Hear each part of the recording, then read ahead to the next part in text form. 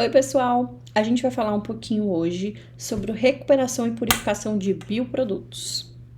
Recuperação e purificação de bioprodutos são etapas extremamente importantes para os processos fermentativos. A recuperação e purificação de bioprodutos ela é uma etapa extremamente complexa dos bioprocessos.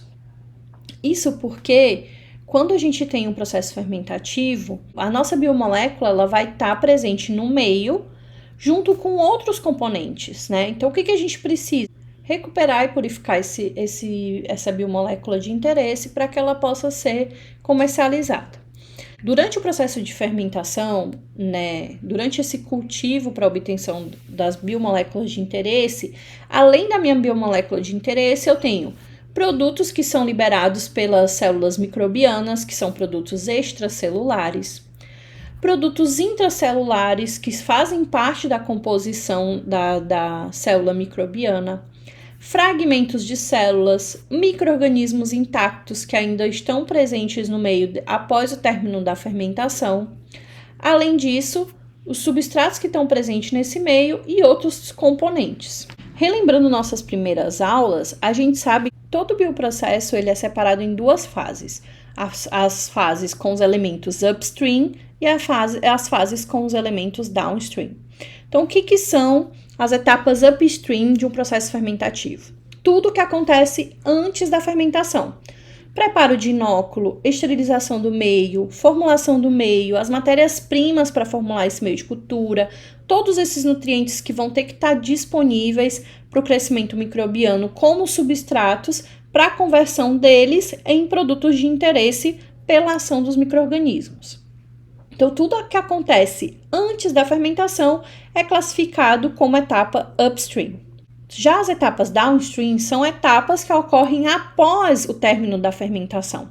Então, geralmente, a primeira etapa, quando a gente acaba a fermentação, é a separação dessa biomassa, né, para clarificação desse meio.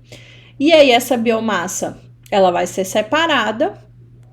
A gente vai ter a extração do produto, se for um produto intracelular. Se for um produto extracelular, a gente vai só separar dessa biomassa através de diferentes operações unitárias.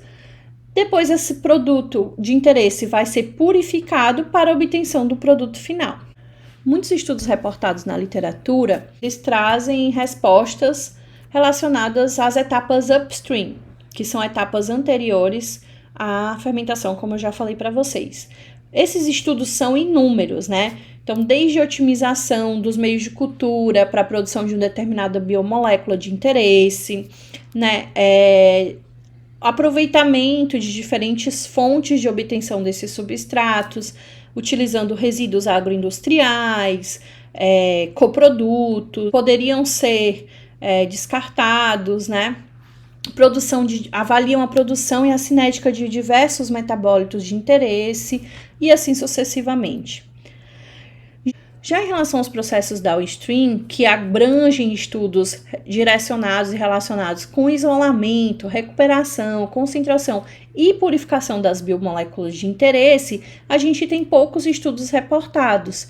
Isso porque esse processo downstream ele é extremamente oneroso para os processos fermentativos, né? Eles podem ser responsáveis por até 80% do custo do produto. Geralmente, eles precisam de várias etapas para que a gente tenha uma recuperação e purificação efetiva do bioproduto de interesse com um grau de pureza requerido para determinadas aplicações. E, geralmente, a gente precisa estabelecer um design do processo, né? Com uma sequência mais otimizada das etapas de downstream.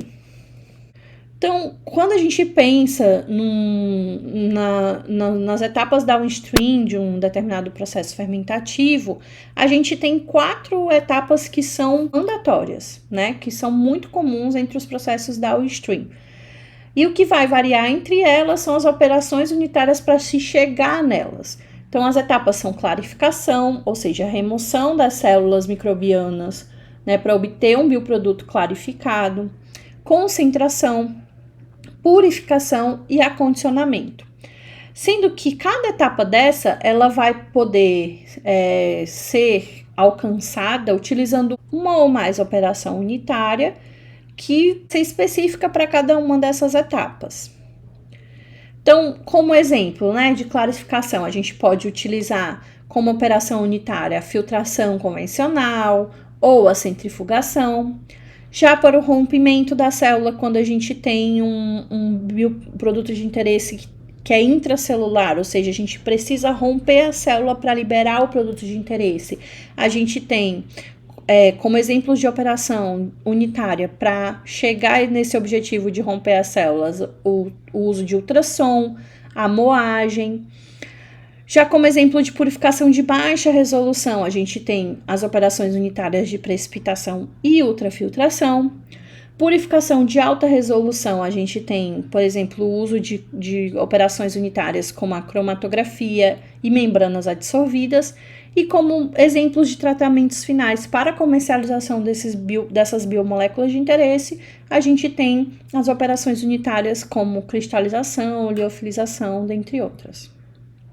A pureza requerida pela biomolécula, ela vai estar diretamente relacionada com a aplicação do bioproduto. Então, o que a gente deseja num processo downstream otimizado? Um produto com alta pureza, com a mínima perda na recuperação, né? E essa definição da pureza requerida, ela está sempre relacionada com as características de aplicação dessa biomolécula de interesse. Então, por exemplo, se eu vou utilizar essa biomolécula numa indústria de alimentos, por exemplo, o meu requerimento de pureza vai ser menor do que, por exemplo, se eu for utilizar essa biomolécula de interesse na indústria farmacêutica, que já exige um alto grau de pureza. Então, o grau de pureza requerido de uma biomolécula vai estar sempre relacionado com a aplicação ou com o destino que essa biomolécula vai ter. Então, gente, era isso sobre recuperação e purificação de bioprodutos. Muito obrigada e até a próxima.